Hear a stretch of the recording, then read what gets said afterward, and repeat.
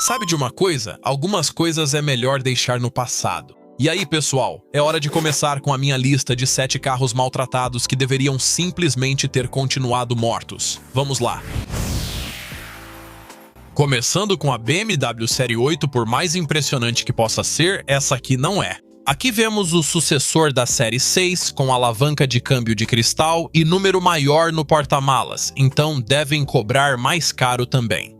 Sério, o formato é o mesmo, as opções de motor também, e eles querem que acreditemos que trouxeram isso de volta. Olha isso. Esse era um modelo realmente marcante, um verdadeiro carro Halo, não um 6 supervalorizado. E nem me faça começar a falar do M8.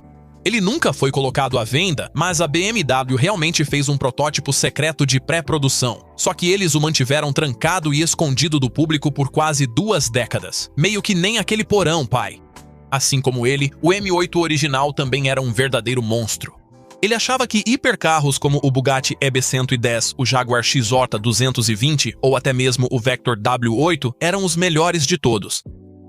Por favor, o poder do bruto da Baviera era incomparável, e eu sei o que você está pensando. Mas e o Big Mac Film? Ok, claro. O que tem ele? Se você ainda não percebeu, o M8 teria sido o carro mais potente à venda, e por muito tempo também. Como eu disse, era um monstro. Agora compare isso com sua reencarnação moderna. Aquele nem é o BMW mais potente. Não é de se admirar que as vendas estejam fracassando. Seguindo com o Dodge Dart, um carro que mudou muito a cada nova geração.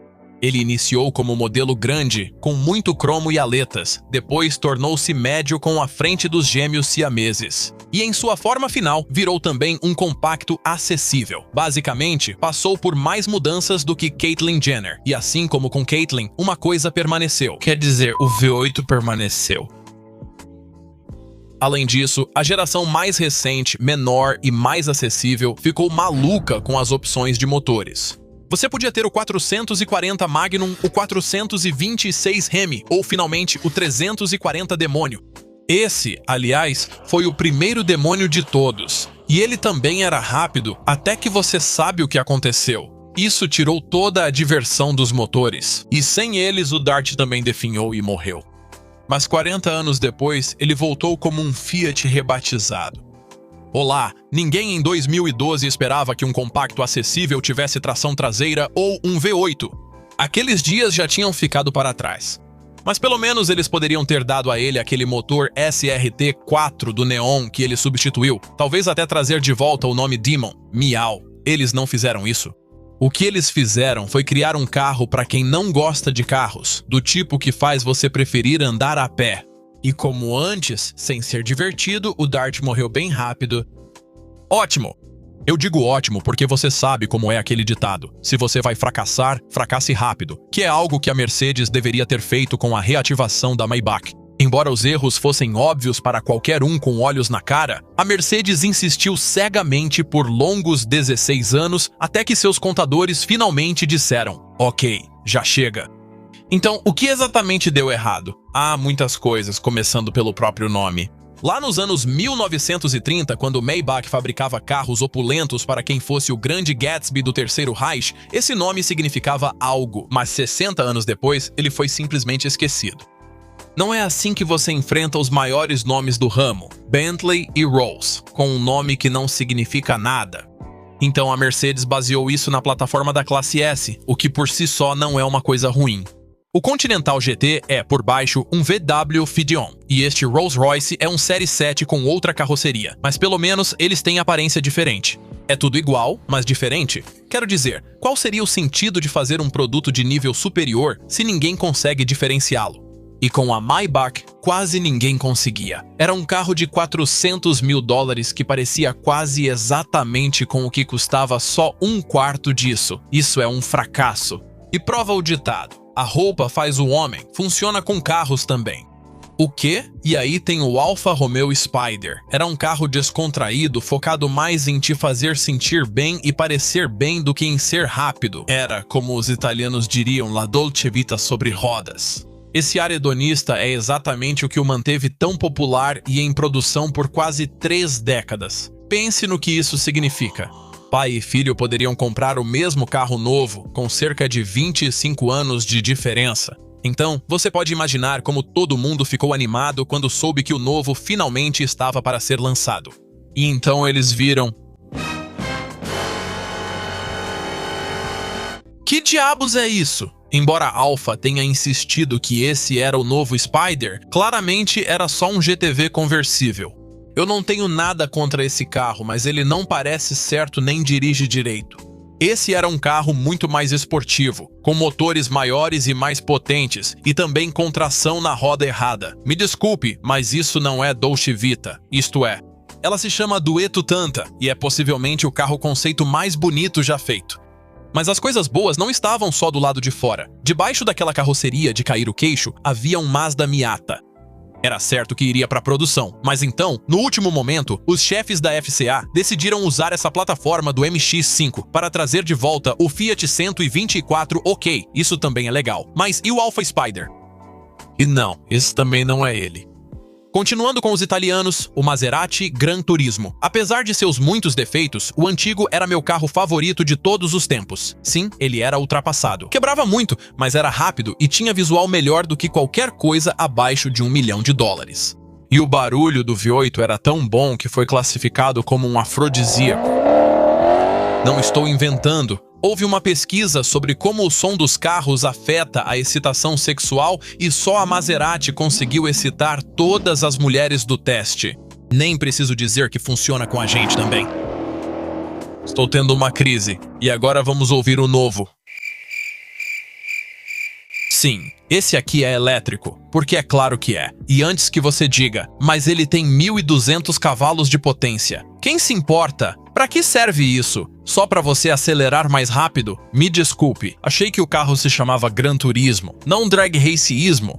Quero recriar a introdução de uma saída de mestre, não entrar numa disputa de quem tem o pau maior, então vai se ferrar com essa eletrificação. E já que estamos nisso, pode levar essa opção de V6 biturbo junto também. Pode até ter mais cavalos do que o antigo V8, mas o som não chega nem perto.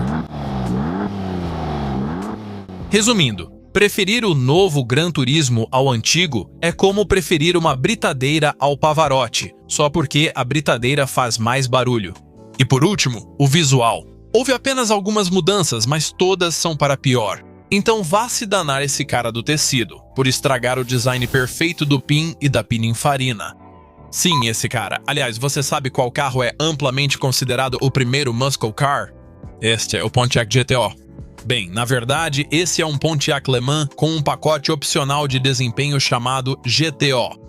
Mas isso teve um efeito profundo não só no carro, mas em toda a indústria também. De repente, todas as marcas americanas produziam carros turbinados e competiam entre si em uma guerra nos semáforos. Essa febre de alta octanagem durou quase uma década, até a crise do petróleo acabar com os motores beberrões. Sem eles, os verdadeiros muscle cars desapareceram e nunca mais foram vistos. Mas então, na virada do milênio, eles voltaram. Eu voltei, não só no nome, como nessa tentativa patética do Charger dos anos 80, mas também no formato e nível de potência certos. Estou falando dos novíssimos, mas com visual retrô, Mustang, Challenger e Camaro, que continuam praticamente iguais e em produção até hoje. Curiosamente, o GTO também voltou, até antes do trio mencionado, mas ninguém ligou para ele. E ele foi descontinuado depois de apenas 2 anos. Por quê? Basta olhar para ele. O estilo retrô era tendência, mas o GTO não seguia isso. Na verdade, ele mantinha a mesma carroceria do Holden Monaro, em que se baseava. Uma pena, pois fora isso, era um muscle car muito bom.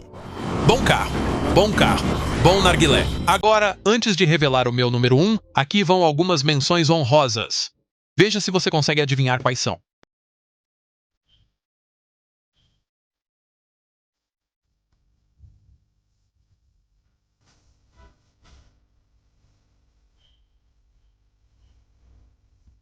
E no topo da lista temos o novo Countach. Pode parecer meio chato da minha parte reclamar de um Lambo de 3 milhões de dólares, mas sei lá, tem algo que não está certo.